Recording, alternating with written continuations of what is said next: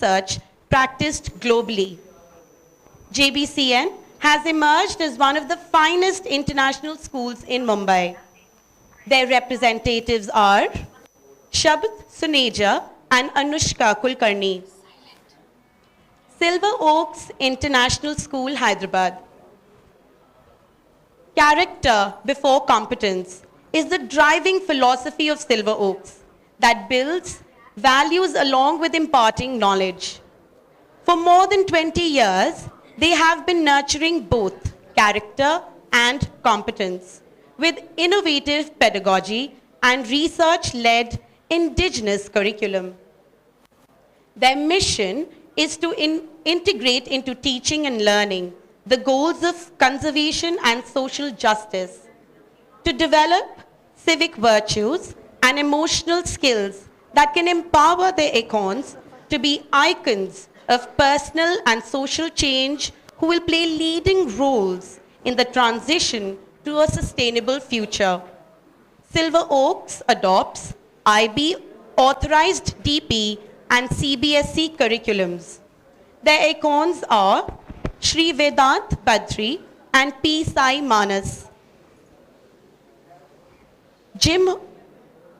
The Him Jyoti School, Dehradun, the boarding school for girls, is setting foundation for social transformation, a social transformation program working relentlessly with the purpose of empowering girls from remote areas of Uttarakhand.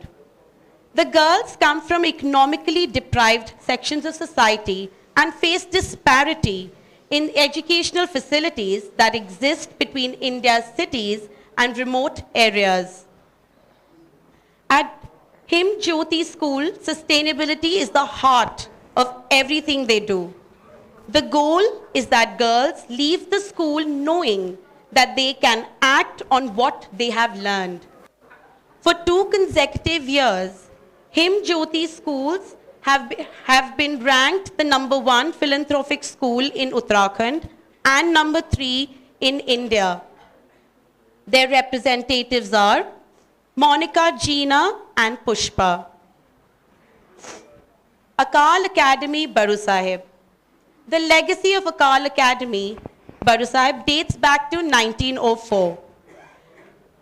Baru Sahib was established by Padma Shri late Baba Iqbal Singh Ji Maharaj and started educating 5 rural children in the year 1986. In 1987, the first school Akal Academy was officially started at Baru Sahib. Later, in 2013, the first IB school in Himachal Pradesh was established on the campus of Baru Sahib, adding CAIE to it later. This is the place where children from all parts of the world are nurtured together with value-based education coupled with modern scientific spirit, shaping them as strong human beings from their body, mind, and soul. Our representatives are Julia and Hashman Kaur. I now hand over the mic to Harkirat to take the event forward. Thank you, Ms. Hargun. Our first speaker for the day is Shabd Suneja. Shabd Suneja is a grade 10 learner at JBCN International School, Mumbai. He aims to pursue a career in software engineering and a master's degree from the USA. Shabd is intensely driven and deeply passionate about cars. He is always enthusiastic about discovering new destinations and eager for an excursion. Shabd excels in memory retention and focused concentration. He aspires to reach the zenith of his life by chasing dreams with unwavering ambition. So now I call upon Shabd Suneja for sharing his thoughts with us. Please give a huge round of applause. Just little go slow. I need the presentation coming up.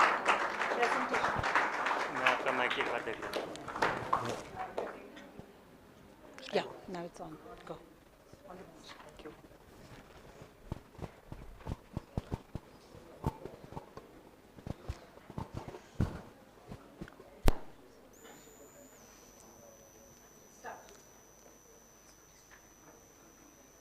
Let me begin this talk by asking you a question.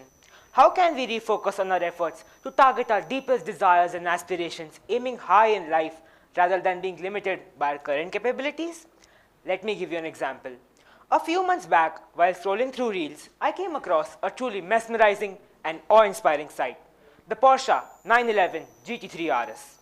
This top-tier car, coupled with an unparalleled fusion of performance, precision, and accuracy, had my gaze transfixed on it.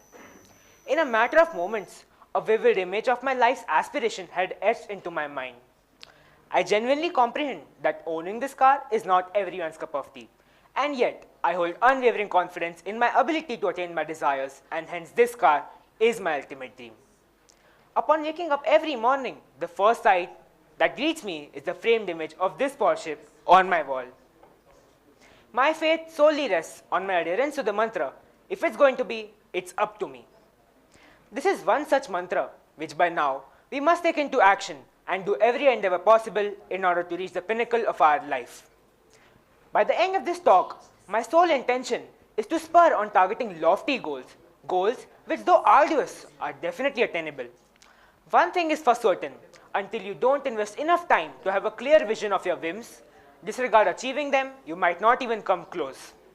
Have you ever paused to contemplate your deepest desires, setting aside your current achievements? I can confidently affirm that I've engaged myself into this introspection. Despite my current level of success, I continue to aspire for greater heights. The strong yearning and specific craving for this car have bestowed upon me a distinct sense of purpose and direction in my life. This sets me apart from the others who find themselves adrift in life.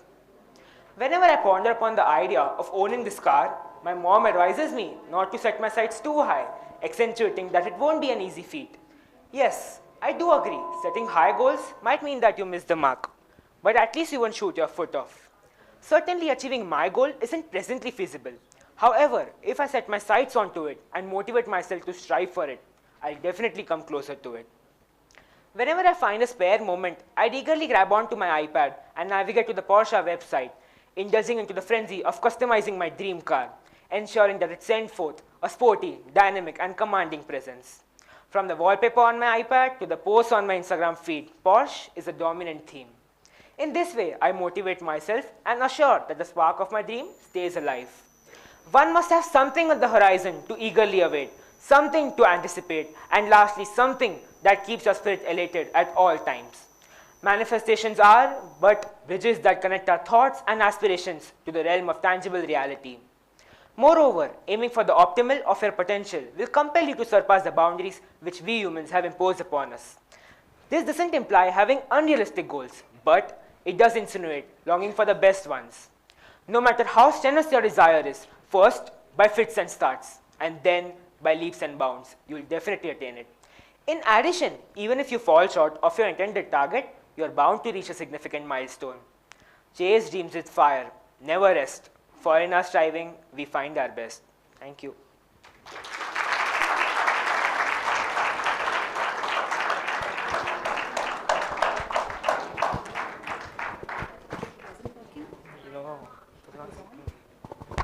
Thank you, Shab, for motivating us to aim high in life. Now our next speaker is Monica Gina. Monica is currently a student of class 11th with science stream from Himjyoti School, Dehradun. Monica has always put up a pleasant demeanor with a contagious smile. She has undergone several odds in her life.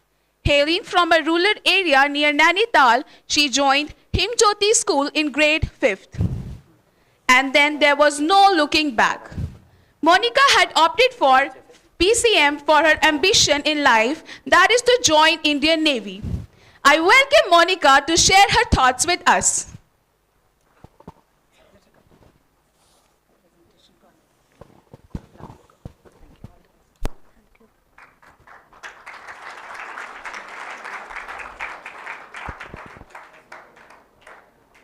Good morning, everyone present here. First of all, I would like to thank everyone who had given me an opportunity to share with the wonderful audience present here. I would like to introduce again myself. My name is Monica Gina and I belong to Nainital. I'm very I'm very blessed to be born in a family comprising of my father, mother and elder brother. Being a smallest and youngest child in the family, I was a very pampered child and my every wish would be fulfilled by my father.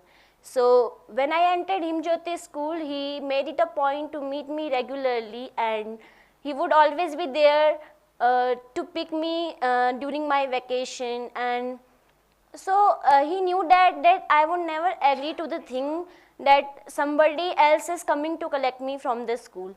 So I still remember the time that when it was the COVID time, so the school was closing for summer vacation. So basically I was very happy to go home and I knew that my father would be coming to pick me.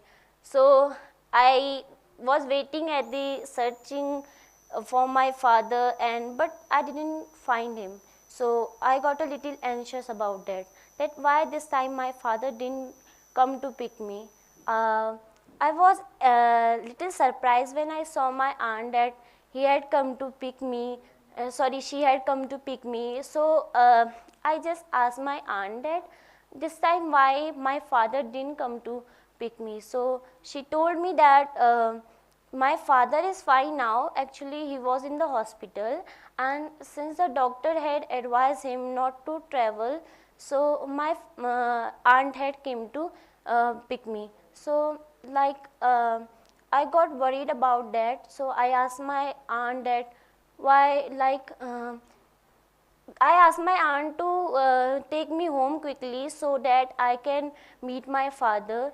And all through the way that it takes 9 hours to reach my home, but all through the way I found my aunt very quiet and sad. So I just asked, but she didn't tell me. She said that it is fine. So I was very worried that why she is not telling me, but still I prayed to God about my father's wellness. So when I reached home, so I was I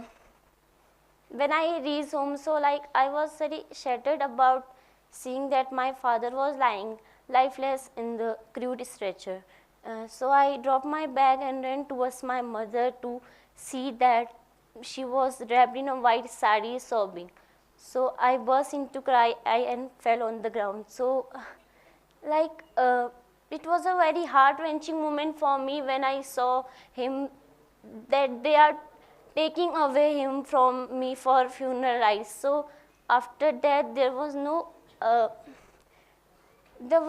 life in the family after that, and I was I lost appetite and I didn't feel like eating anything. I had grown extremely weak about that, and I was not able to overcome this loss. So when I about something 6 months later, so in one of those afternoon, I fainted in my veranda and my mom rushed towards me for help, and due to monetary constraints, so she was not able to take me to the hospital. So I understood the situation and I told him not to worry about that, and I always hide my pain with a smile. So I told her not to worry about that. So basically when so the condition of my lungs were gradually became very bad, and in again one of those afternoon I got unconscious and my relative rushed me towards the hospital. So the doctor advised him for the surgery, and the cost of the surgery was around 9 lakhs. That was not completely feasible by my mother. So but still my mother, as there was no earning member in the family after my father's death, so they took me, my mother arranged money from relatives and get the surgery done. But again there was a immense struggle for my medicines, and my brother, who was in grade 12 at that time, so he started doing manual jobs for my medicine. He managed the cost of my medicines, and I was fine, but I was not able to attend, I was not able to study and report to school for 1 year. So just before grade 9th examination, when I entered Himjyoti school again, means when I reported Himjyoti school, so I was completely zoned out, not like able to cope up with the syllabus. And when I gave my exam, so I secured only 35%. That was not that I was not satisfied with my marks. So I means feel bad about that. Why this time I didn't secure like any position in the class. So like it was a very bad moment for me. But I struggled a lot in class 10th, as I have the spirit of not giving up. So I struggled a lot in class 10th, and in one night my father came in my dream, like giving his words of advice to me, that guiding me to work hard. So I sprang into action from that day, and I worked hard a lot, and with my consistent hard work and passage of time, I secured 89% in class 10. So it was a very big achievement for me. So dear audience, it was a very big achievement for me, as I compare myself not to others but myself only. So I leap in academics from 35% to 89%. So like I just want to say that smile is an attitude. It is an approach which boosts your spirit. So my father also used to say that you fail when you stop giving up. So I always try, I always keep trying, and with the smile in my face that empowers me. Thank you.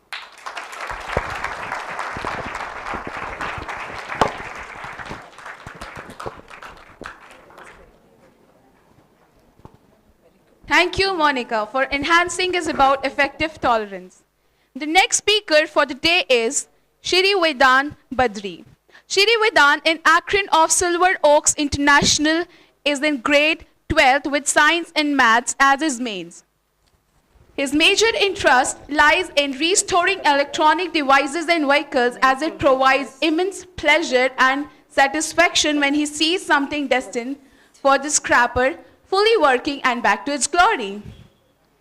He is further interested in advanced technology that enables circular economy and environment preservation, with an element of entrepreneurship to pursue his ideas. He claims he is an average teenager experiencing the current social factors that is shaping any Indian young mind and trying to blossom into his own personality. So now I call upon Vedant to share his mindful thoughts with the fellow fraternity.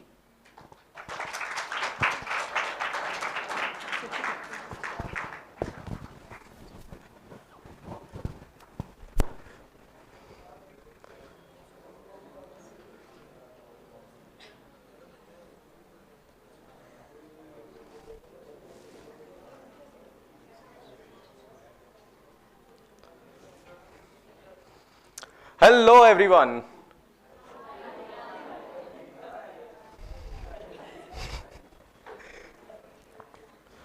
How many of you are teenagers here? Just raise your hands.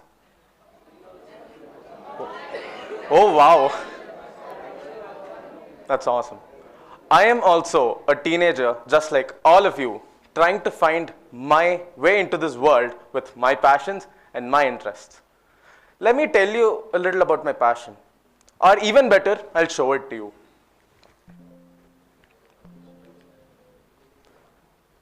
It's a dirty bike. What is it? Well, in fact, it's an abandoned Yamaha R15, which was in our community. Ever since my childhood, I used to see this, just laying in a corner, lying lifeless. I love to fix things. I fix every nook and cranny in my home. And the Mr. Bob in me asked me, how would it feel if you were to fix that bike? Over time, that urge grew in me. And I asked my father, I want to fix that bike. My father tracked down the owner and he tried to persuade the owner. But the owner had this inhibition. What is a teenager going to do? Neither can he ride the bike, because neither was it registered, neither was I 18. I turned 17 in the next 6 days. What was I do? What was I to do? But after a lot of persuasion, I finally had it with me. After digging a little deep, I found out what it was. And let me just show you a little video of what I found out.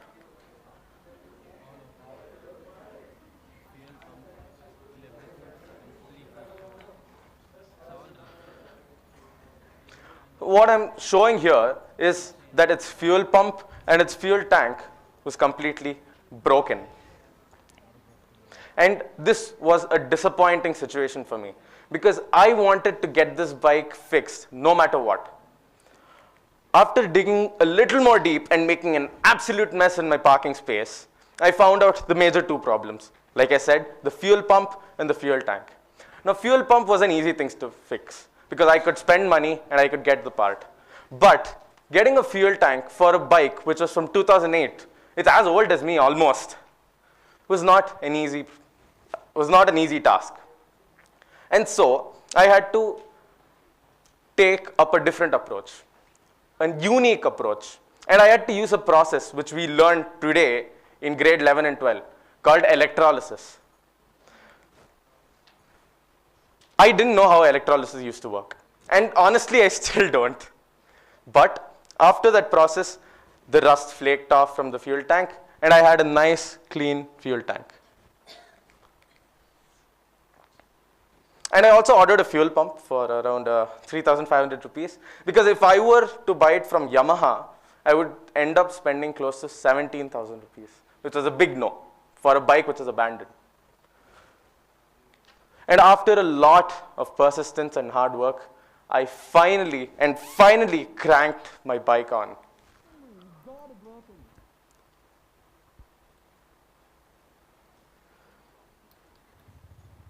There seems to be no audio, but I was super thrilled that I finally had my bike on.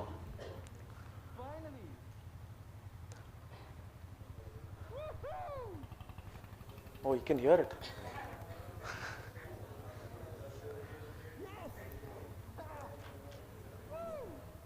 Oh,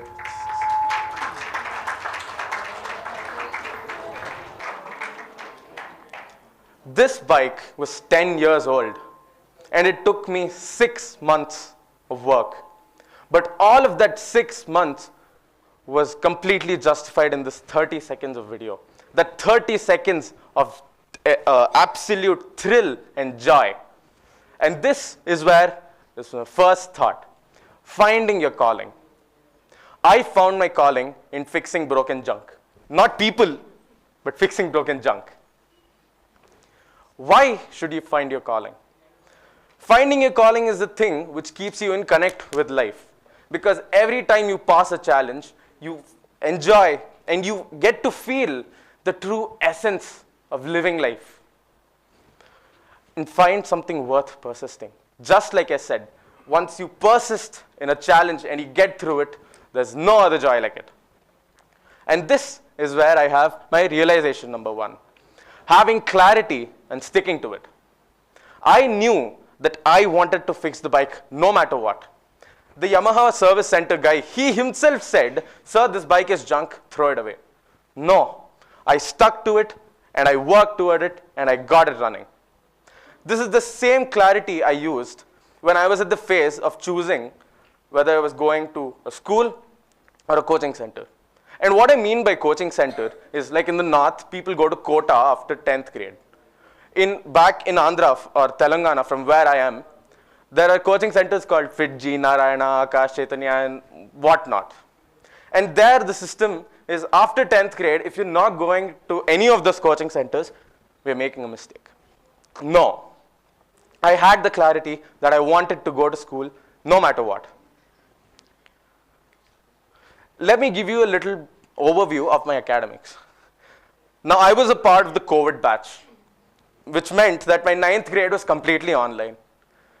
I was sitting in front of a computer screen, and there was a teacher on the other side of the screen, and I was on the other side, or not. And 9th grade passed like this.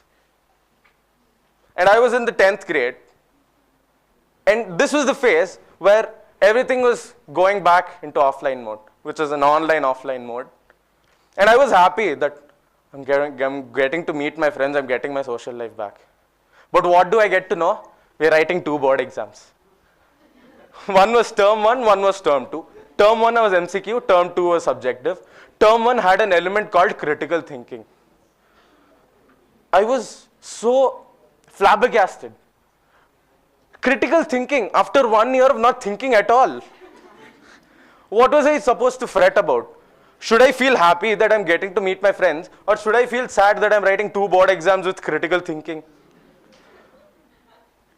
Anyway, I passed 10th and I was in the most critical phase of teenage or student life, +2.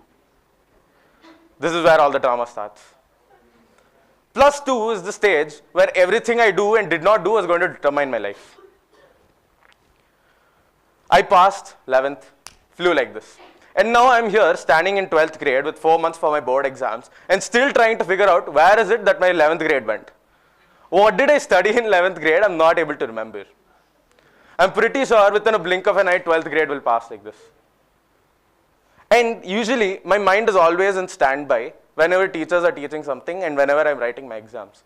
But my brain is very quick when I'm scrolling through Instagrams and seeing memes. And let me show you a meme which describes me exactly before and after my exams.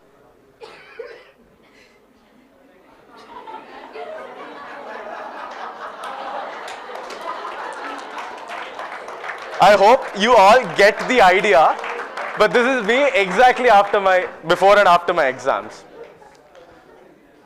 And now the gift that keeps giving, stress.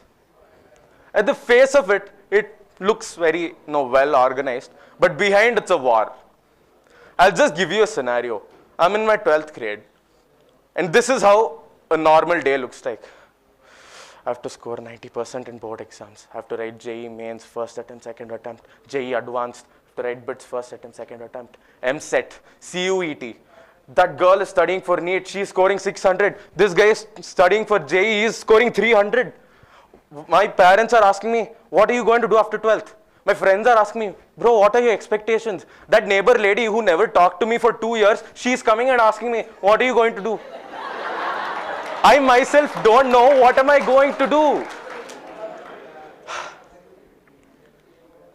And this is where it gets too much.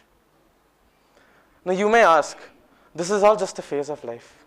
Why am I making such a big deal out of it? This is what I call kashmakash. The kashmakash of the teenage life. Struggle, conflict, and confusion. Coming back to my question, why am I making such a big deal out of it? It's to prevent situations like these. Every person, every student who took their life was because there was nobody to tell them and make them understand that everything they're going through is a phase of life. And this is where thought number 2 comes. It's okay. We are all in the system. It's okay. Everybody goes through it. You know, the number of students who write entrance exams each year is more than 20 lakhs. And if you were to ask me, if you were to ask me whether 1 or 2 papers is going to decide the lives of more than 20 lakh students, I would say no. Absolutely not. Often, like Swami Vivekananda said, the weakest people are the people who don't believe in themselves. And each and every one of you and each and every teenager who is watching, you are strong. You have to believe in yourself no matter what. Belief. Have it in you. Be confident. And this is where realization number 2 comes in. Shouldering responsibility. Every decision, every little decision I make in my day is because of me. There's always going to be people around you to influence those decisions. But stick to what feels right to you. Stick to your decisions and take ownership of it. If I did not do a homework, I simply did not do a homework. The more I try to keep making reasons, I end up in a situation like this.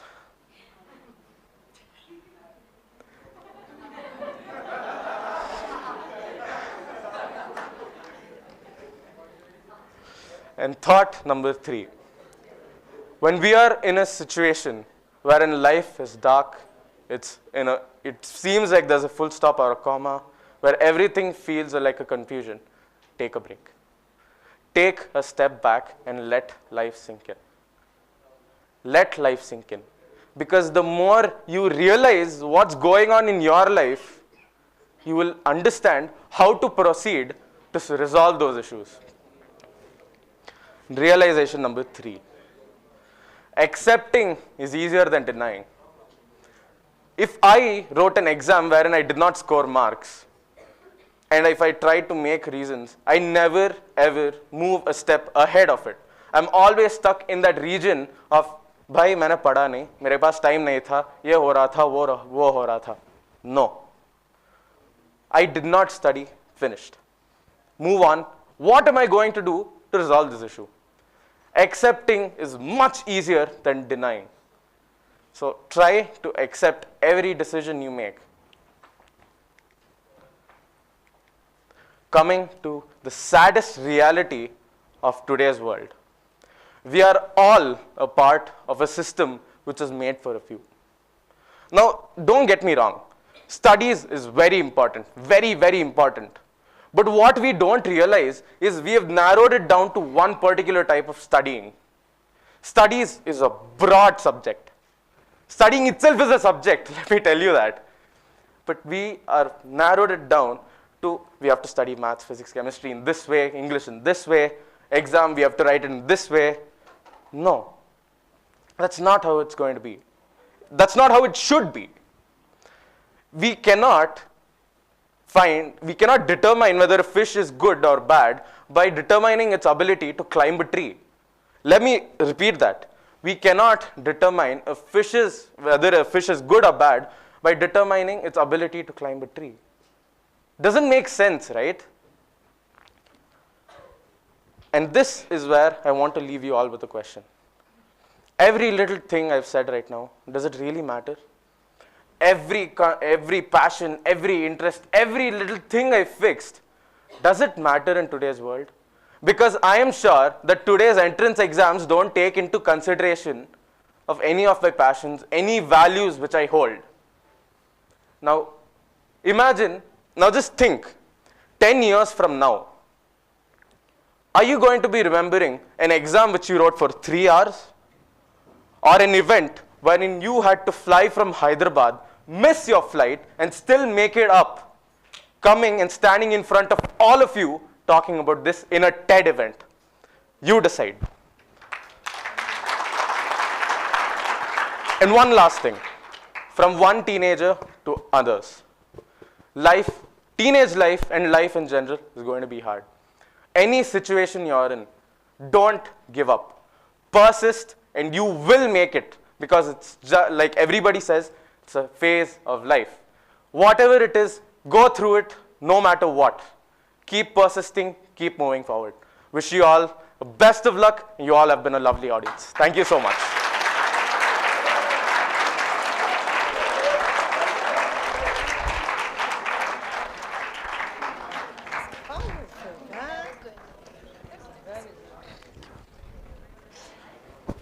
Thank you, Vedant, for acknowledging us with teenage Kashmakash. I completely resonate with it. Our next speaker for the day is our own Hashman Kaur. Hashman Kaur, student of level 9th CAIE, studying in Akal Academy, Baru Sahib. She is someone who takes up challenges with courage. The subjects she is most interested in are mathematics, science, and ICT. She aspires to be a data scientist. What interests her the most is trying new things to make her life more interesting and adventurous. She is a pet lover and is great at singing and horse riding. Being a pet lover, no wonder. Her topic for the day is testing of ethics of animal testing. So I now call upon Hashman Kaur. Please give a huge round of applause for her.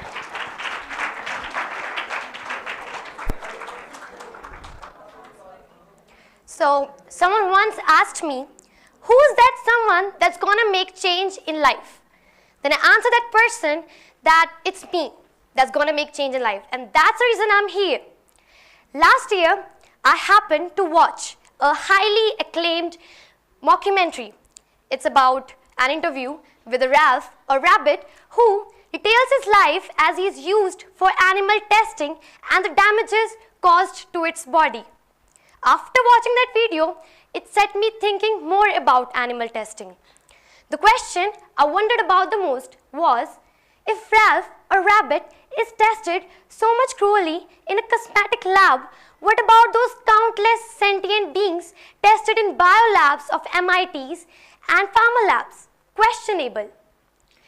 In fact, on that moment, I found myself thinking about that animal testing is unethical as well as inhumane. Take a moment, close your eyes and imagine the innocent eyes of a puppy and the gentle gaze of a kitten. Think about the love we share with our pets, the bonds we form with these creatures. Now, envision them suffering in a laboratory, subjected to experiments where toxins are poured into their eyes, painful injections to their skin, and they're finally left to die when they're no longer useful. Isn't it heart-wrenching? The truth is, animal testing is a practice that inflicts suffering upon countless sentient beings. These animals are sacrificed in the name of scientific progress, and their suffering often goes unnoticed. But it's time for us to recognize that we are not just harming animals, we are harming our own humanity by tolerating such cruelty. It raises serious ethical questions that cannot be ignored. The animal rights activists assert that animals have inherent rights to life, liberty, and freedom from suffering. They argue that we must respect these rights just as we do for humans. The emotional toll of animal testing is unmeasurable, and it extends beyond the animals themselves. It affects the hearts of every person who sees those agonizing images of animal suffering, which taints every essence of compassion that makes us humans. Besides the ethical issue, let us talk about practical implications. Animal testing is unreliable as well as an ineffective method of testing products for human use. The physiological and genetic differences between humans and animals render the results obtained from these tests. In fact, countless drugs that have shown promise in animal trials have failed in human clinical trials. This not only wastes resources but also puts human lives at risk. So, how do we strike a balance between scientific progress and animal welfare? It's not a question with an easy answer, but it starts with fostering a greater awareness of ethical dimensions of animal testing. It's about being open to dialogue, seeking alternative solutions, and demanding high ethical standards in research and industry. Well, the good news is that we have viable alternatives to animal testing, like in vitro models, computer simulations, and 3D tissue culture offer promising alternatives which are cost-effective as well as do not compromise with our ethical values. In conclusion, let us be the voice for those who cannot speak for themselves. Let us advocate for a future where compassion guides our scientific endeavor, where we make progress with a loving heart, where animals no longer suffer in the name of knowledge. The ethics of animal testing is a complex, multifaceted issue that challenges our ethics, values, and priorities. As we stand on the precipice of new scientific developments and breakthroughs, it is our responsibility to ensure that our pursuit of knowledge does not come at the cost of cruelty to sentient beings. Ultimately, it is our ethical duty to ensure that our pursuit of knowledge as well as our grab of that knowledge which we want from these drug testings should be banned just because we are using those animals, those creatures, because we cannot use humans. Because on network it is written that using those animals is much more less unethical than humans, because scientists think that testing on humans is unethical and immoral. So why isn't it for animals as well? That's a reasonable question, right?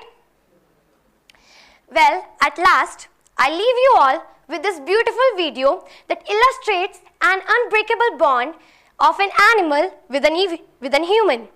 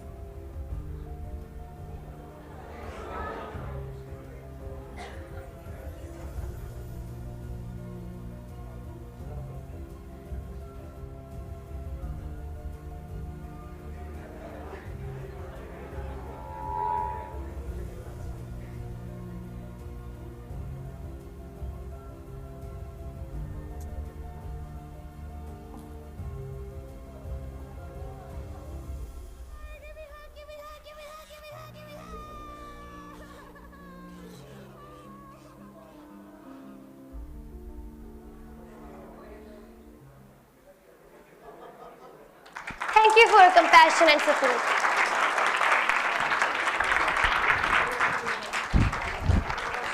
Oh, I was scared.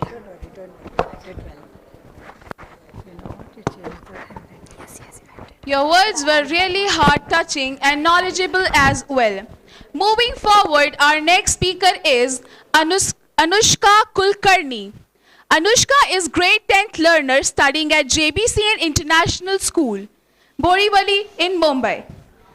She is keenly interested in subjects such as global politics and human psychology and aspires to share her impassioned views on pressing topics. The meeting of these two topics and fields and their affected collaterals inspires her to dive deeper into the minute details of these fields.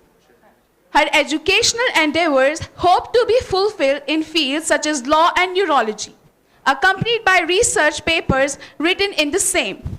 Now let's welcome Anushka with a huge round of applause.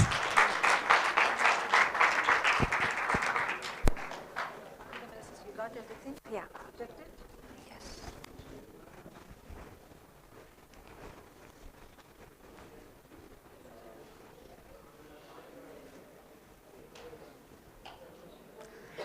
Do you ever have those days where getting up is the hardest thing to do? No matter what you do, you cannot leave the bed. But today was one of those rare mornings that I couldn't wait for my alarm to go off. It was my 15th birthday and I had made all of the plans. Well, maybe not all of the plans, but a few of them for sure. And their exciting nature blew over me. But then the need to make them even more magnanimous sunk in me, and I scrapped the ones I had made and made new ones. Day after day, hour after hour, until I had no plan left for the D-Day. Excited. No, anxious is what I felt when I was getting dressed and all decked up.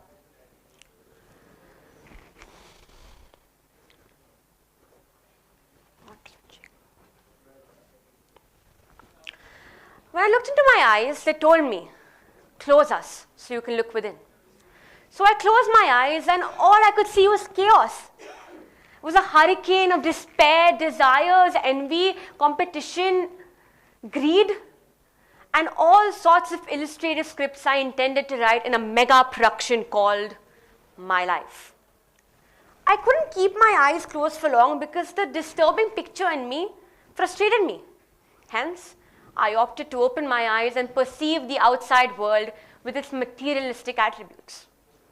And honestly, to no one's surprise, I was immediately at ease because I was now laying down in a bed of self-gratification covered in a quilt, of pseudo-contentment, dreaming of achieving happiness. Anyways, like most of us here, this was not the start of the birthday I'd hoped for it to be. So, walking in denial, I go out and I see my grandmother watching the plants. So, she does this every day without fail, watching the plants, trimming the worn out leaves, changing the compost, changing the mud in the pots, you name it, she does it. But I never really understood what she got from doing it. So I went up to her and I asked her, why do you do this every day? Neither are you getting paid for it, nor are you getting any kind of reward. So why do it? She smiled at me and said, the seed never sees its bloom. Similarly, I enjoy nurturing the plant, even if I don't see the flower at the end. I enjoy the journey of making it capable of blooming. And then, when I close my eyes, I see it bloom. No matter if it does or doesn't in real life. And this is exactly when the question of why we perpetually restless and unsatisfied dawned upon me. We all live in the safest, healthiest, most well-educated, most democratic time in history. But still, some part of the human psyche causes us to look for an escape from things stirring inside us constantly. Now, naturally, when answering the question of why happiness is never attained, big words, I know, you'd blame yourself and accuse the demons in your head. So that was the first stage of answering this hovering question. Perspective. Because we cannot change the cards we're dealt, might as well change how we play the hand. There's a video here. Yeah. The video here will show you a ball.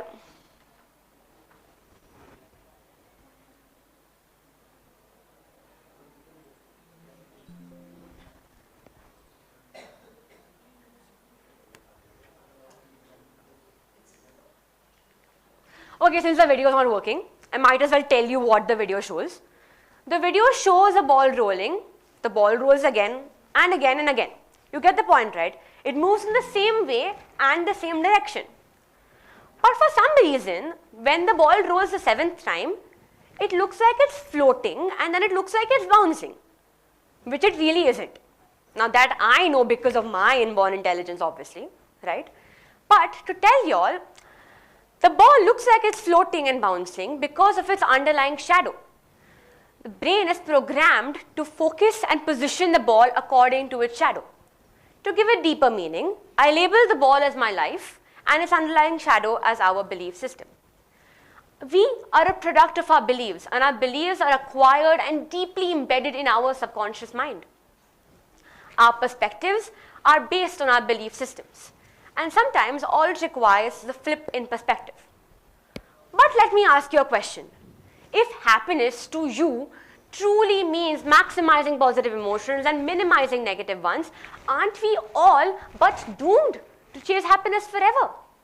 Because our brain is working against us. The brain does not believe in the past or the future. It believes in what you tell it. It believes in the present. The human brain formulates what our senses perceive to form our so-called pseudo-reality based on our beliefs.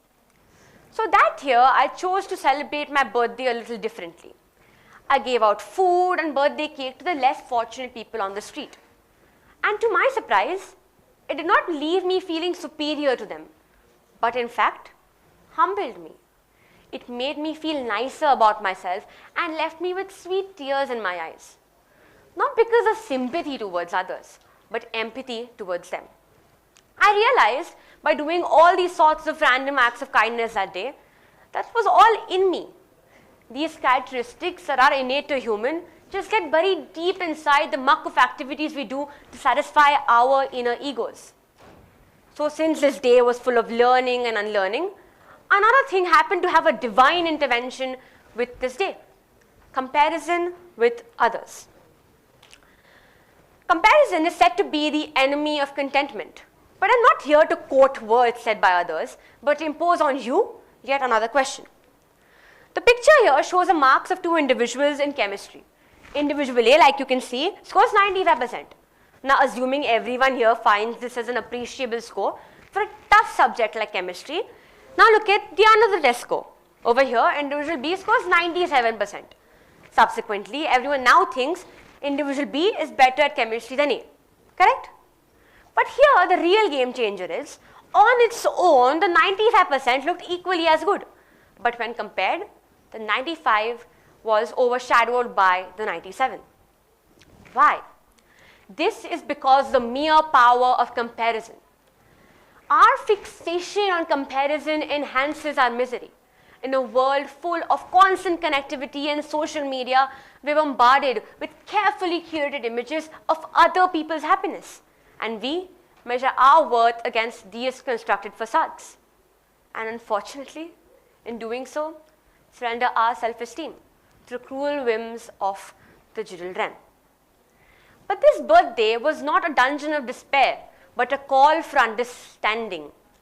I realized that happiness can never be achieved by money or materialistic things, because happiness and contentment can only be felt by doing karmas that heal them. So that night, when I closed my eyes, I too saw a flower bloom that my grandmother sees. It was the flower of contentment. I knew deep within that this was just this beginning of nurturing that seed of contentment within me. And I had to lead a life full of values by not only adding values to my life, but also adding value to others' lives. Because the truth of the matter is that in this constant race of joy and contentment, we often miss what matters the most. The simple joys of life, the ace of hearts. Because, ladies and gentlemen, the grass isn't greener on the other side, but where you water it. Thank you.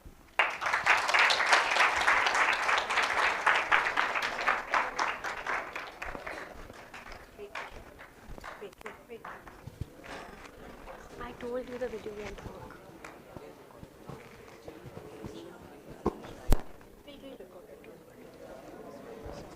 No, that's okay. Wireless minus. No, I have one.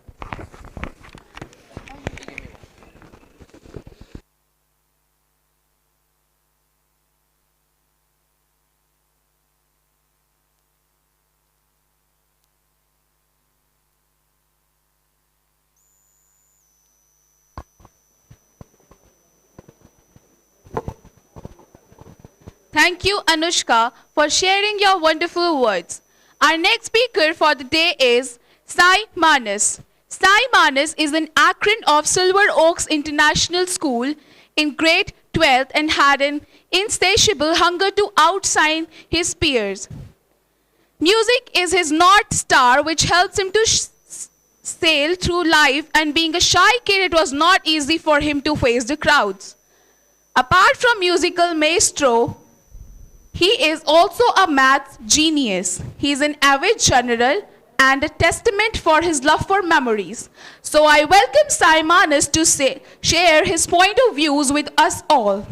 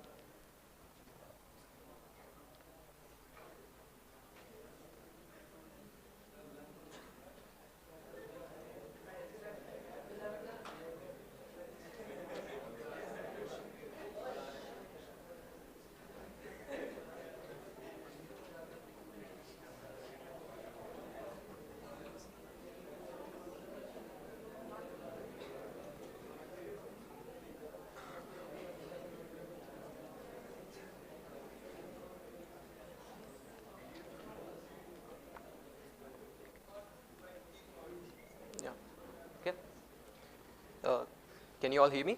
Amazing. Okay. Not audible? Okay. All right. So I'm a 12th grade science student, and I am a pianist, and I particularly love how mathematics works. You see, mathematicians try to find out the fundamentalities of things. the fundamental truth, the fundamental principle, the fundamental theorem. And you see the same in physics as well, where they have this really famous quest of finding out the theory of everything, where they want to find this one fundamental theory that can explain almost everything in the universe. I too share that very same curiosity for finding out the fundamental truths of life and of the universe as a whole. And so that has been my quest for quite some time. And recently, I came across one of those fundamentalities, which is the whole lot of gibberish that's on the screen. Inster Quilinus Invenitur. I definitely butchered that because that's Latin. Inster Quilinus Invenitur is a Latin phrase from the Middle Ages. So the ages of the kings and the queens and the knights and so on and so forth. And what this essentially translates to is, in filth, it shall be found. I'll say this again. In filth, it shall be found.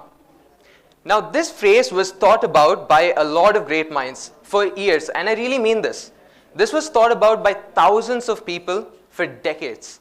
And there were several interpretations of this because this phrase meant different things to different people. I studied a lot of those interpretations, and I came across my own conclusion. And I concluded that what this essentially is saying is that what you want most, you will find where you least want to look. Now I'll say this again. What you want most, you will find where you least want to look. Now, what is that we want, and what is the filth, and what are we trying to look for? We're going to get into all of that. So since there are a lot of students here, let's talk about something that we can all relate to. So how many of you here watch movies? Could you please raise your hands? How many of you watch movies? Amazing, almost everybody. You can lower your hands now, please. Thank you. This is the childhood of my generation. One of my favorite movies when I was a little child. In the movie Lion King, just as in so many stories that we have been told since we were little kids, all the way up until today, and in the stories of so many movies, have you ever noticed that in the storylines of these stories, the hero goes to the villain's lair or the villain's kingdom in order to retrieve something or rescue somebody? The hero wants something or someone valuable, and for that he or she takes upon the heroic journey to the place where they would least want to go to, the villain's kingdom, enemy territory. So in the same way, in the movie Lion King, the hero lion Simba goes back to the villain Scar's den in order to get something that he really wanted and that he knew that he deserved, the throne, the claim to his kingdom. So you see here, Simba wanted something valuable, and for that he had to go to the place where he would least want to go to, villain territory. And there can be several examples as such. For example, Frodo and the Ring in The Lord of the Rings, and Luke versus Darth Vader in Star Wars, they all had to find what they needed most in the place that was darkest to them. I want to take one final major example which will help a lot of us understand even better. In the famous Hindu story of the Ramayana, Rama takes upon the heroic journey to rescue Sita.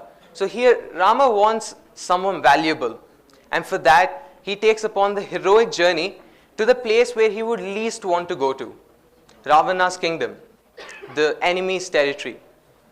And hence, what you want most, you will find where you least want to look. Do you want physical fitness? You have to work hard. You have to endure the sweat and the muscle pains. And by the way, this is the entire explanation for what entrepreneurship is as well. Like, who is an entrepreneur? Who is an entrepreneur? It is a person who looks towards the unknown and who is ready to face the unknown and who is ready to face the filth. You see, this is the simplest answer to a lot of those famous questions that we have. Of all ages, everybody has the same question: how can I be successful? This is it. Now you see, in the beginning I mentioned that I have a particular interest for music. So I've been playing the piano for around 12 years now. So I started playing when I was in first grade. And I also mentioned that I was extremely passionate about mathematics. Now, since I have such love for the subject, I am able to achieve such great accomplishments in it. And recently, I was even the national level winner of a competition that was hosted by a university in Chicago. And thank you. Thank you. And so, since I was the national level winner of this competition, I was awarded a scholarship to that university and also a really generous cash prize of 1 lakh rupees. And I've gotten several achievements as such, and I'm not saying all of this to brag. I'm saying all of this simply because my environment, my parents, my friends, my family, they obviously had a major role to play in this. And I'm forever grateful for them. And they will be watching this, so thank you. I'm forever grateful to you. But you see, simply put, I wanted these achievements with all my heart. And for that, I did things that most people simply wouldn't want to do. Work hard, which is the filth. You see, what sets apart unsuccessful people from successful people in any field is simply the habit of doing the things that most people wouldn't want to do. Excellence is, people say excellence is talent, people say excellence is a final act or such. It's not. Excellence is a habit. It's a habit of continuously doing the things that you wouldn't want to do, that you would rather postpone. I mentioned in the beginning that Inster quilinis invenitur, what you want most, you will find where you least want to look. It's a fundamentality. So you must be wondering, Manas, why are you telling us only material goals? We get it, we have to work hard. But this is a fundamentality, and it applies to almost everything, and I'll show you how. Here we go. Let's say that you are an agreeable person. So you don't like conflict, you don't like provoking people, and you see the same as something that's very terrible. It's not that you're just not good at it. You really believe that it is something very wrong. But you see, that's exactly where you have to go if you want to learn how to stand up for yourself. And okay, let's imagine that you are afraid of something. So you don't want to look at it, and you most definitely don't want to go anywhere near it. So for me, that's spiders. Absolutely filthy creatures. So for facing these fears, we have to face that filth. To put yourself together, you have to face the fear and get rid of it. The same applies for mental health. Think about it. Here, going into the filth would be going inwards instead of simply blaming the external world or someone in the external world. Anxiety, depression, emotional outbursts. You know, often external things or external people are blamed for this. I am like this because my environment made me like this. I am feeling down today because that person made me feel down today. You get it? The blame game is so prevalent in the mental health scene. And here simply what you have to do is go inward, because your own thoughts and your own ideas will horrify you. Yes, they will, and they will make you feel extremely ashamed. But that's where most growth is. That is where you least want to look, but that's where you'll find what you need most. And so this is my advice for the same. If you don't know how to self-reflect, if you don't know how to look inside yourself, talk to somebody who can show you how. There are literally hundreds of YouTube videos on the internet going into great detail about all of this, but do what works for you. There is no universal recipe for living. Everybody is different.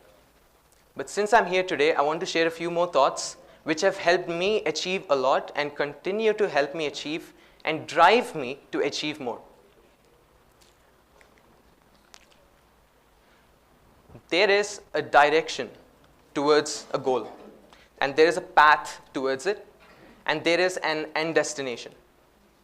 Write down a goal. Between where you are and your goal is the plan. A goal without a plan is just pretty words. We love hearing them, but they won't take us anywhere. You know, to those who believe, by the way, in God, God only shows us the vision. Of course, all of you have a dream here today. But you see, God will never show you the exact journey. Have you ever thought why? Do you know why? Because if God were to show you the path, you would instantly give up on your dream. instantly. You would give up on the goal because the path is to prepare you for the destination. It is to prepare you because the first steps on the path will be the filth. Because taking the first step is often the hardest for all of us. We are so reluctant to doing that. But that's what we have to do. You know, successful people have faced the filth so many times that it has become normal for them. They're not bothered with it anymore. And that's why they continue to succeed every day. In fact, I would say they continue to succeed every moment because they continuously keep facing that filth. And so this is it. And I want to, by the way, share with you a little story, and I'm going off script for this. I missed my flight here yesterday. I missed my direct flight to Chandigarh yesterday. Long story short, I was late, obviously. And, you know, we had to wait at the counters. The luggage drop section was completely closed. And so I had to continuously pursue with the counter guys and their supervisors. I had to personally talk with them, but nothing really worked out. And at that moment, I had already been waiting for hours, okay? I was waiting for hours, and, you know, here, I could have just simply given up, you know? I could have simply given up and gone home. I would have had a nice day of rest. I wouldn't have to travel 1,000 kilometers and an extra 100 with the car and stay 3 days. But you see, that mentality is going to give you zero growth because here you're just escaping the filth. You're just doing what is so easy to do, right? Chill and relax. But you see, since I faced the filth, looked back at the counter, and I was like, no, I've been waiting for hours, I can wait a few more hours. And I did it. And that's why I'm here today at the very end of my own first TEDx talk. And so this is it. What you want most, you will find where you least want to look. What you want most, you have to do by doing things that you wouldn't want to do, that you would rather postpone, you know, tomorrow, right? Maybe tomorrow, right? And so this is it. Even if one of you could achieve something big or small after hearing to this idea today, then this was an idea worth sharing. Thank you.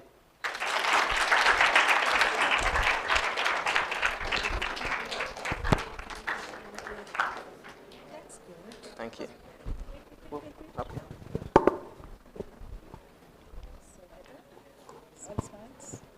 Thank you, Sai Manas, for your knowledgeable and inspiring point of views. Our next speaker is Pushpa. Pushpa is currently a student of class 11th Humanities stream from Himjyoti School, Dehradun. Pushpa has always been appearing lively and humorous. She has battled with the most difficult challenges of life. She sought admission to Himjyoti School, but pandemic passed several challenges. She challenged herself to bridge all learning gaps and studied day in, day out. So please welcome Pushpa with a huge round of applause.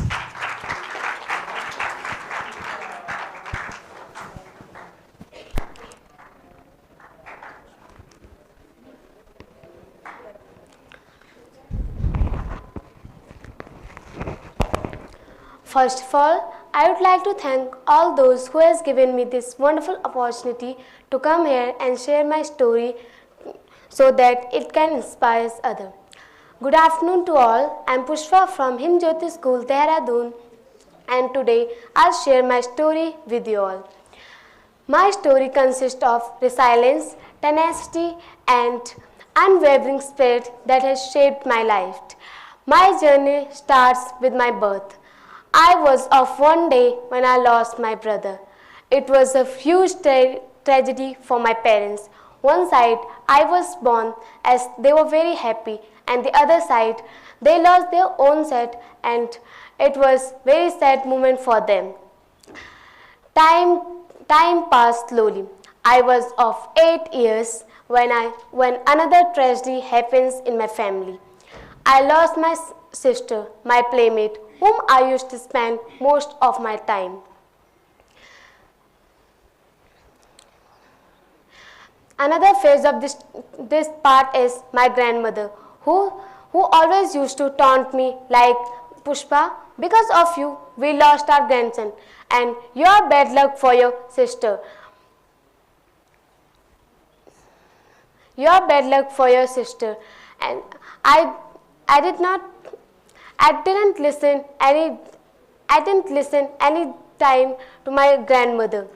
She continues every time, and I used to go to my mother and just cry in front of her. But she always used to console me and always used to say, Pushpa, how can you be bad luck for our family? You are my best child. One day, I got a news that my mother fell ill. I also came upon a news that she was pregnant. My father took her to the hospital and got to know that in her body there was severe blood deficiency. First, doctors gave blood to my mother's body, and then when she delivered a child, but the child was lifeless. And my mother didn't survive either. My father became jobless. All household work and job work came upon the shoulders of my sister. She earned in the hospital and provided us with 2 times meals. I was of 8 years old when I took responsibility of caring of my small sister who was of 3 years old and little bit of contribution with my sister in household work. Talking about my education, I sought admission at Himjyoti School where I got so many opportunities like in dancing, singing and painting and so many activities.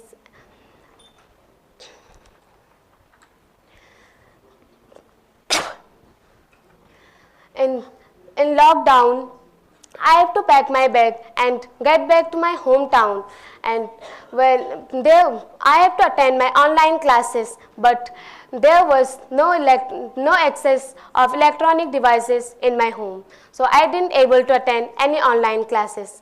When I returned to HJS, I didn't able to score good marks in class 9 final examination. I scored less than 40%, but I refused to give up. I worked hard, and in board exam I scored more than double of 9th exams, which was a big achievement for me and for my parents. In lockdown, I also gave tuitions in my hometown. This was a little bit contribution from my side.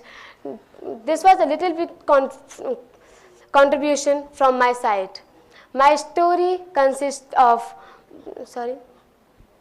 story proves that if any difficult challenges, you can defeat any difficult challenges by tenacity and working hard and achieve your dreams. I hope my story inspires you. Thank you.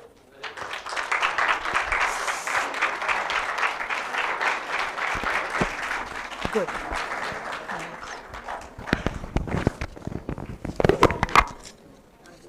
Best, sir.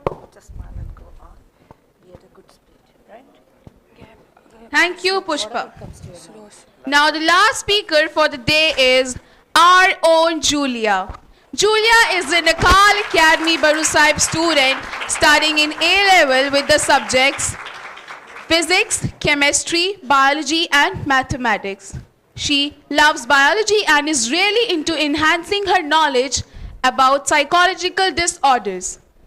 Therefore, she plans to take up psychology and continue with biology after she graduates from the school next year. Apart from this, reading novels and listening to songs is paradise to her. Being a basketball player, she is the captain of a team and plans to keep basketball as a second option for career. Having a father who always reminds her health is wealth, Julia wants to throw light on the topic how the right choice of food plays a vital role in one's life. Let's welcome our own Julia with a huge round of applause.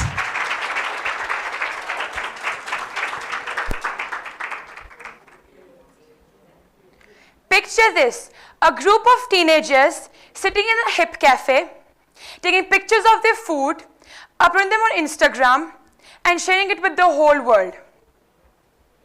Their plates are adorned with sizzling pizzas, burgers, and French fries as they sip onto the chocolate smoothie and discuss about the latest food trends.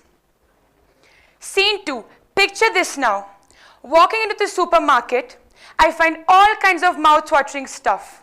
Shelves filled with chocolate-dripping donuts, cherry-topped truffle pastries, and a million fascinating chocolate bars that we've never tasted before. I'm walking, and I'm throwing all the yummy foods into my trolley, when I suddenly remember that there's no space left, and I've again lost track of time. Welcome to the world of teenage food fads. Today, I want to delve into the fascinating world of teenage food fads. Why do they happen? What are the implications for health and culture? And what can we learn from these seemingly transient obsessions? These tempting foods will one day be the cause to serious health concerns. They might feel like heaven, but the bitter truth is that the more you like it, the more you will consume it, and the closer you are to digging your own grave. When you have a cheese-pressed pizza or a caramel chocolate, you feel so elated. This is because the happy mood hormones, such as dopamine, are released. This good feeling drives you into having more of it, and then you begin to crave. You finally realize that you're not able to stop, and you're trapped in the so-called vicious cycle. The food craving, which is the intense, urgent, and abnormal desire to hog, is the major issue in teens nowadays. Besides, you will be shocked to know that all of the food industries go to great lengths to be able to figure out what makes you and me crave. So they add tons of sugar in all of these ultra-processed foods to be able to reach the bliss point for consumers.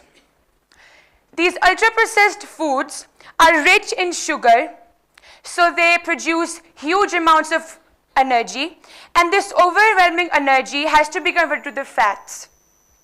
This is from where the health issues arise.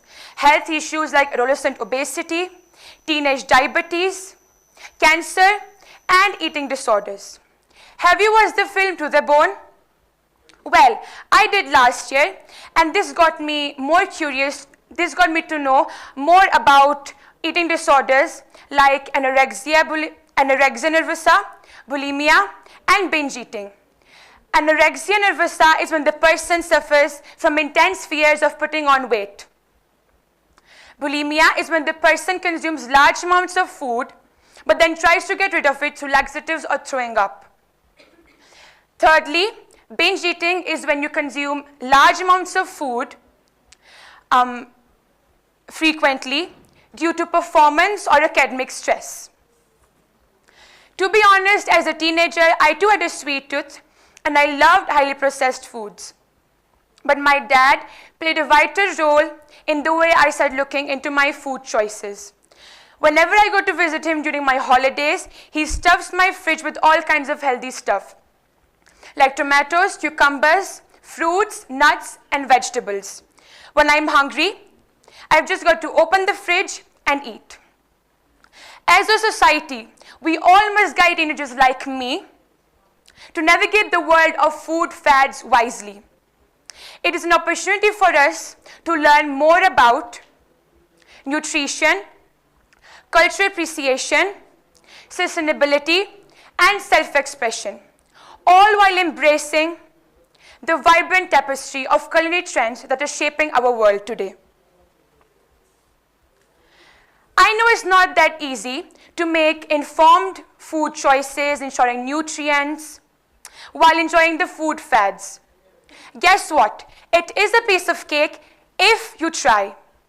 So from now on, why don't you try adding superfoods in your diet?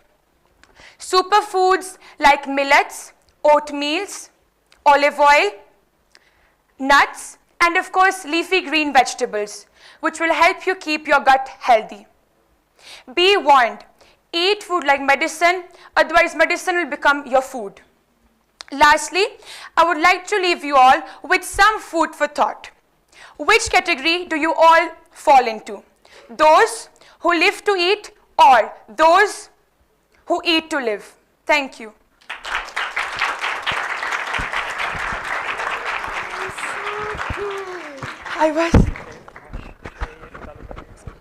Thank you, Julia, for acknowledging us with food fads among teenagers. Now I hand over the mic to Ms. Hargun.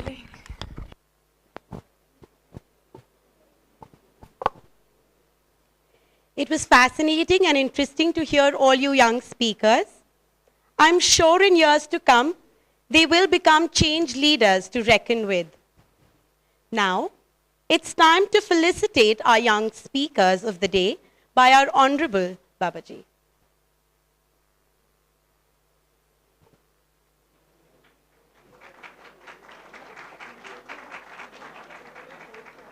Sir, on the stage, please.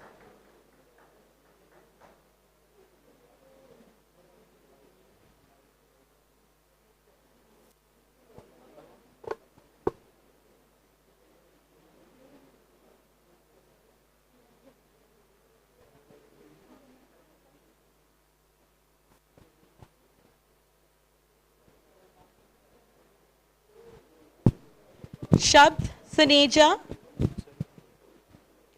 JBCN International School, Borivali, Mumbai. Monica, you're next.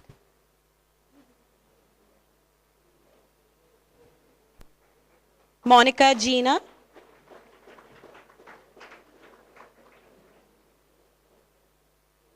Yeah, we'll just stay with me.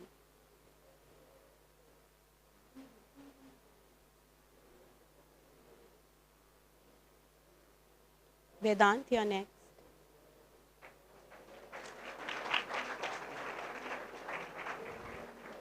Monica Gina, the Him Jyoti School, Dehradun. Shri Vedant Badri, Silver Oaks International School, Hyderabad.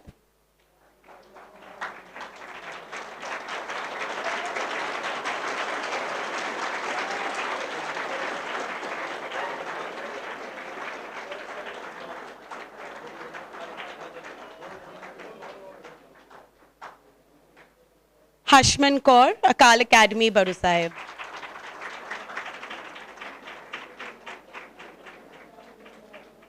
Anushka Kulkarni, JBCN International School, Borivali, Mumbai.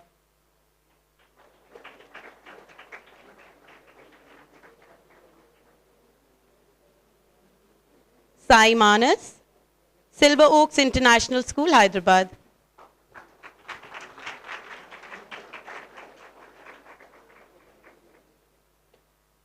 Pushpa, the Him Jyoti School, Dehradun.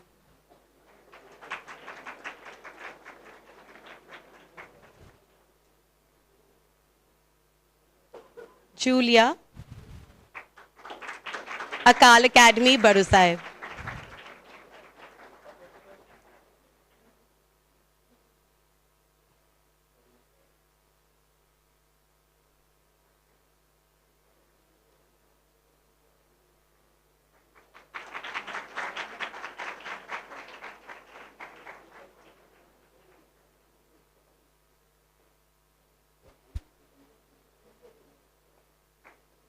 And our very own anchor, Harkirat, from Akal Academy, Baru Sahib.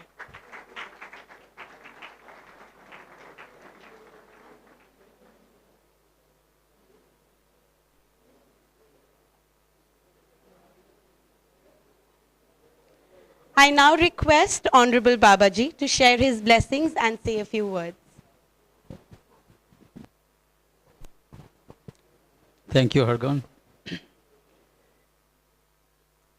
Honorable and revered young guests who have come from all parts of the country to be here with us today. We are indeed grateful to you all for transgressing the length and breadth of this country to reach here. It was very motivating to see, very inspiring to hear young children from different parts of the world, different cultures, different part of the country, different cultures, who shared their experiences with us, especially the two girls, Pushpa and the other one from Himjyoti school. They're from remote parts of one of the remotest states of the country, Uttarakhand. And they had a very inspiring tales to tell. Similarly, Anushka, she gave a wonderful message where we should all take this message back. We rejoice in giving. That reminds me of a brief anecdote. See the three pictures here. They are our founding fathers of this organization. Sant Atar Singh Ji, he had never been to a school, but in 1904 he had envisioned that a place existed in Himalayas from where children with the strong basis of education, that is spiritual education and the conventional wisdom, would move to the world and spread the message of peace in the world. This is our mission statement, to establish permanent peace in the world through value-based education. His disciple, by the way, he was invited by Pandit Malviya to lay the foundation stone of the Banaras Hindu University. That was his stature. His disciple, Sant Teja Singh Ji, he was highly educated. In 1896, he had done his master's in English from the Punjab University, the erstwhile Punjab University at Lahore, which extended from Balochistan till Delhi. Then he did his law, and he joined the British Indian Civil Service in 1904. Left that job 2 years later. He didn't find it satisfying enough and came into seva of Sant Atar Singh Ji, who sent him abroad to tell the people of the world what spirituality is all about and to learn the fine nuances of modern education, as he had envisioned to start schools in the country. There's a small story. When he finished his master's in education from Harvard University in 1912, I repeat that, he did his master's in English and education in 1912 from the Harvard University, Boston. Just before he had to return to the country, a thought struck him that he should meet the richest man in USA. So when he looked around, he found that the richest man was Mr. Henry Ford of the Ford Motors. He had just developed a new car which was selling like hotcakes. So he fixed up a time with him, sought an appointment with him from his secretary. But the secretary replied that he could come to meet Mr. Ford after 3 months. Then Sanji told him that I am returning to India next month. Then the secretary replied that Mr. Ford is scheduled to leave one office at 1 p.m. next week to go to another one. The journey is about 20 minutes. If he doesn't mind and to sit with him in the car, then he can arrange the meeting. So Sanji reached there at the right time. Mr. Ford made him sit next to him very respectfully. There, Sanji asked him 4 questions. This is where Anushka's talk also echoed. He asked, the first question was, how much money do you earn every day? Mind you that the richest man in the world, he's asking. He said, I don't know, but I earn lots and lots of money every day. The second question was, how much money do you have in the bank? He said, I don't know, but I have huge amount of money in many banks. The third question was, how much more money do you want to earn? He said, I don't know, but I would like to earn all the money that is there in the world. The fourth question which Sanji asked him was, which we should ask ourselves, each one of us, every day. Are you at peace? Are you happy? Mind you, this is the richest man in the world at that time. Richest man in USA would mean richest man in the world. When he asked him, are you happy? Are you at peace? In our Gurbani, Guru Nanak's teaching, there is a quote, Sagal Srisht ka Raja Dukhiya, Har ka naam japat hoy sukhiya. The emperor of the entire universe, even he will be unhappy, he will be wretched. The only way to be happy is to completely submit oneself to the Almighty, to the nature. So when Sanji asked him that, suddenly he sat erect and said, no, I am not happy.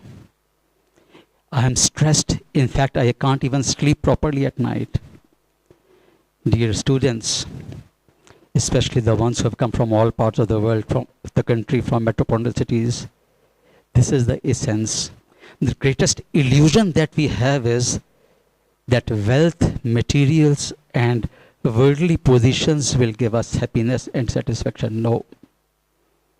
In fact, our saint here, Sant Baba Iqbal Singh Ji, he is the one who brought the dreams of Sant Atar Singh Ji into reality. Whatever you see here, from a mere 6 students in 1986, it has not blossomed into 70,000 students, 129 schools, 2 universities. This was the translation of the vision by Sant Baba Iqbal Singh Ji. So then Mr. Ford asked Sanji, you seem to be a spiritual man. How can I be at peace? How can I be happy? And the mantra which Sanji gave him, we must all take this message back to our homes. He said, you share your wealth with the neediest and you'll be a happy man. That is what Anushka also taught us. We have to share, share, share. If we can share, we are wealthy. If we cannot share, then we are paupers. This is what Guru Nanak taught us. His father gave him 20 rupees to go and do business. And he chose the business of feeding 20 hungry sadhus. And the investment made thence has resulted in langars being served to all kinds of people all over the world, in all gurdwaras of the world. So that is the kind of investment we must make. That is the message we must carry from this beautiful TED Talk. I once again thank all these young boys and girls, ambassadors of this wonderful message. And please carry this message back home, that the purpose of life is to serve. We must ponder, what is being educated all about? Who do we call as a person to be educated? The one who has a lot of degrees? Once we had been to a conference in Singapore. It was an IB conference. This was the theme of the conference. What is being educated all about? किसको कहें कि ये पढ़ा लिखा है, इसके पास विद्या है? The answer to that is again given by Guru Nanak. Vidya vichari tam parupkari. By contemplating on the knowledge, one becomes a benefactor of mankind. So we decide whether a person is educated or not after the degrees that he received in the universities. We take that decision, what has he done with that knowledge? If that knowledge is used for parupkar, for welfare of society, then we call the person to be educated. And if it is not, even if he is the most talented cardiothoracic surgeon, he is stitching arteries every day, yet if it is not for the benefit of mankind, if it's only for his own wealth, then I'm afraid Guru Nanak will not call him educated. With these few words, I wish to thank all of you, all the teachers and the young students who have come from various schools. Thank you very much for being here. And I hope your stay here is a comfortable one and you enjoy your stay in this beautiful valley which we call as the Valley of Divine Peace. Thank you very much.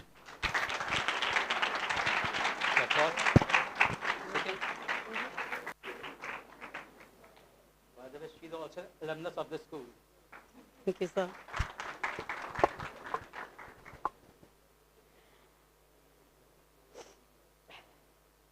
I'd like to thank Baba Dr. Devinder Singh Ji for spared his valuable time with us and his words of wisdom. I thank Dr. Neelam, who has been the inspiration behind this event. I thank all the invitees, vice principals, teachers, and students for being such a wonderful audience. I thank all the organizers for lending their valuable support, admin teams, and all those behind the curtains who worked tirelessly to make this event successful. Above all, I would like to thank all the schools for coming this way and participating in our inaugural TED Talk. Once again, on behalf of us, I express our profound gratitude to everyone who has played a part to make this TED Talk a resounding success. We look forward to more thought-provoking discussions, and we cannot wait to see the positive impact that will create a result of these ideas that were shared today.